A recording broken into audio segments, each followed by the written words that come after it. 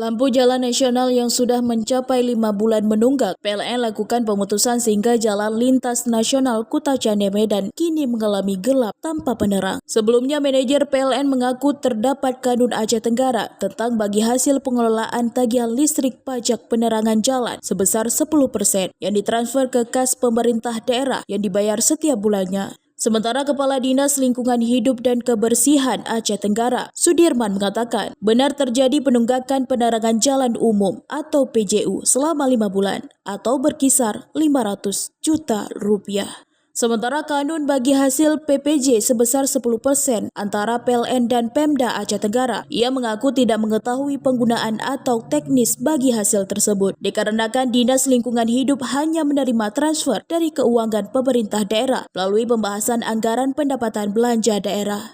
Menyangkuti dari apa yang dipublikasikan dan disampaikan oleh Direktur Cabang Pembantu PLN Kutacane, yang dimana tunggakan PLN kita memang PJU kita betul disampaikan itu belum dibayar selama 4 bulan.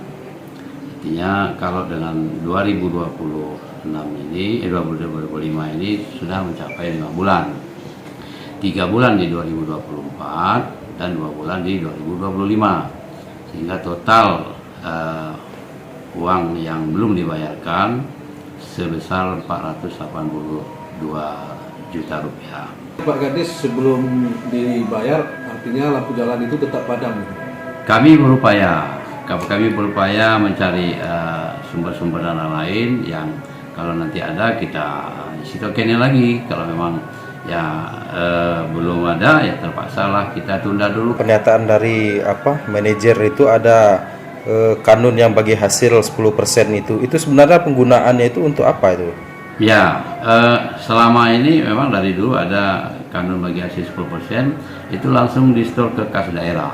Jadi BPKD lah yang merencanakan 10% dari PLN itu kemana-kemana disebarkan.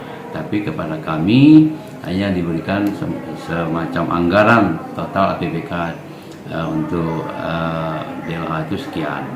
Sejauh ini Pak, yang anggaran bagi hasil 10% itu apakah pernah dirasakan dari DLHK sendiri atau memang dilaksanakan oleh pihak keuangan?